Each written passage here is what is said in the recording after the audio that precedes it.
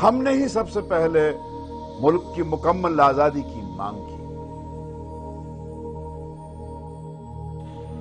انگریزوں بھارت چھوڑو کا نعرہ سب سے پہلے ہم نے ہی بلند کیا۔ ہم نے ہی گاندھی جی کو مہاتما کے خطاب سے نوازا۔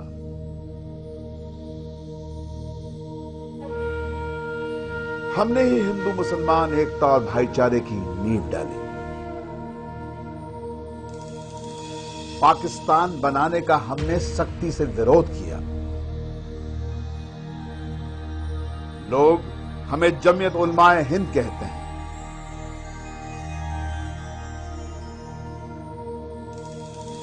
ہم جیتی جاگتی ایک مثال ہیں بھارت کی انیکتا میں ایکتا کی۔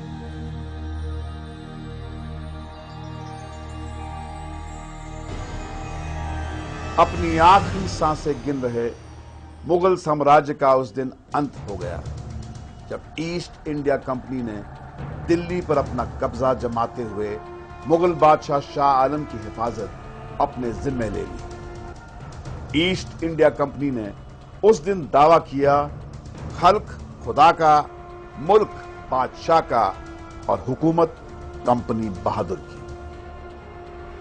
اس کے جواب میں دلی کے شاہ عبدالعزیز نے مسلم علماء کی طرف سے ایک فتویٰ جاری کر کے کہا ملک غلام ہو گیا ہے، ملک کو آزادی دلانا اب ہماری ذمہ داری ہے۔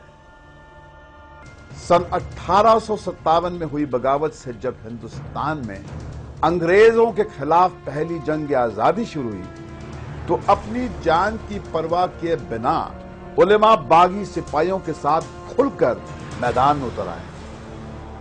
ایسٹ انڈیا کمپنی نے یہ اعلان کیا کہ جہاں بھی مولوی ملے پکڑو اور مار ڈالو۔ چنانچہ مولوی کون ہے اس کی علامت و پہچان یہ بتائی گئی کہ جس کے منہ پر داڑھی ہو یا لامبا کرتا ہو۔ 50,000 سے زیادہ داڑھی کرتے والے اس کے بعد پورے ملک میں قتل کیے گئے۔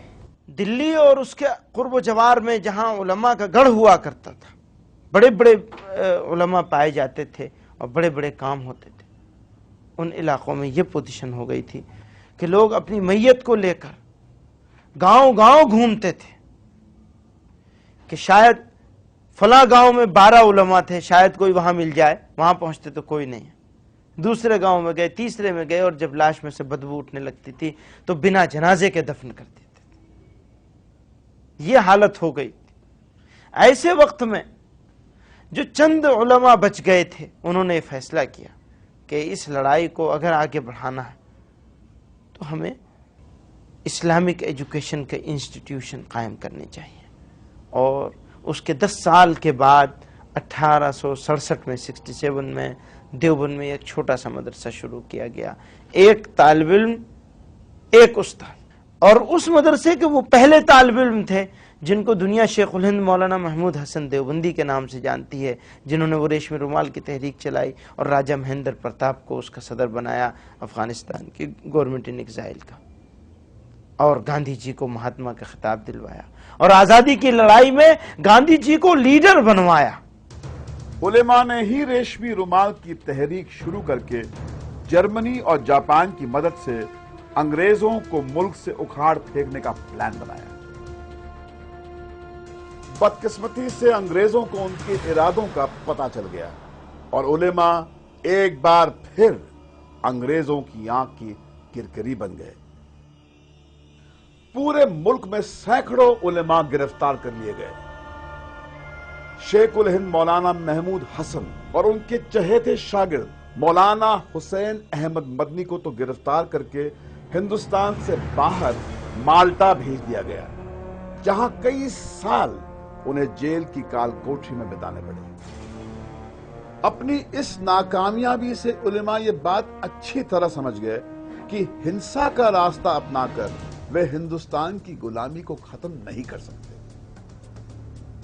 علماء نے سن 1919 میں جمعیت علماء ہند کے نام سے ایک نئی تنظیم شروع کی اور جن آندولن کو انگریزی حکومت کے خلاف एक नया हथियार बनाया।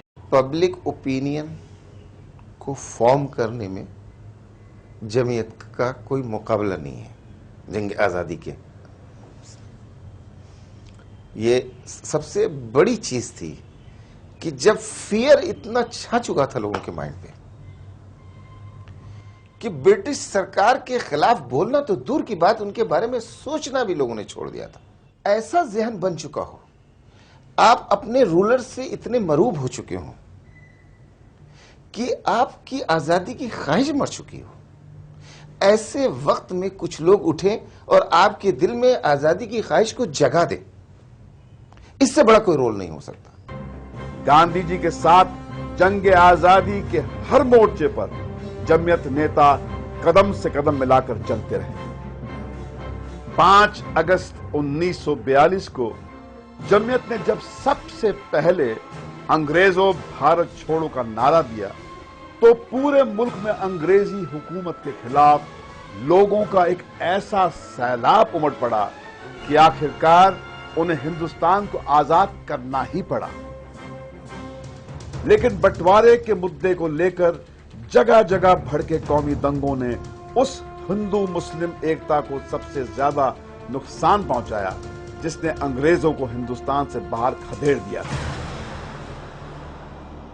जमीयत नेता मौलाना हुसैन अहमद मदनी ने पूरे मुल्क का दौरा किया और मुसलमानों से अपील की कि वो मुस्लिम लीग के बहकावे में न आए। वो तो यही कहते थे कि तुम लोग धोखे में मुब्तला और मुल्क को तबाह कर रहे हो और बहुत बड़ा कत्लेआम होगा। जमीयत तो बहुत मुखालिफ थी पाकिस्तान बनने के, बहुत ज़्यादा शद्दत के साथ मौलाना हफीजुर रहमान जो मुजाहिद मिल्लत गुजरे हैं, गांधी जी के बहुत करीब थे, बहुत कोशिश करते रहे वो भी गांधी जी से कि पाकिस्तान को तस्लीम नहीं करना चाहिए और जलसों में, बड़े बड़े जलसों में शदीद मुखालफत करते रहे, पाकिस्तान नहीं बनना चाहिए।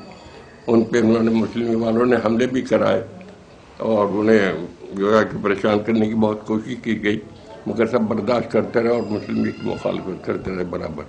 मुल्क के बंटवारे के समय से लेकर अब तक हिंदुस्तान में कौमी फसादों की कोई 30,000 वारदातें हुई हैं। सरकारी आंकड़े भी इस बात के गवाह हैं कि इन सभी दंगों में मारे गए लोगों में 85% संख्या मुसलमानों की ही है। आज भी तालीम और तरक्की के बजाय मुसलमानों के सामने सबसे बड़ा मसला अपनी हिफाजत का है। मुट्ठी भर मुसलमानों के हिंसा की किसी वारदात में शामिल होने के शक की सजा पूरी कौम को दी जाती है, उनका कत्लेआम होता है, मां बहनों की इज्जत लूट ली जाती है। दंगाइयों से जान बचाने की बजाय पुलिस और सरकारें खुद मुसलमानों की जान की दुश्मन बन जाती हैं।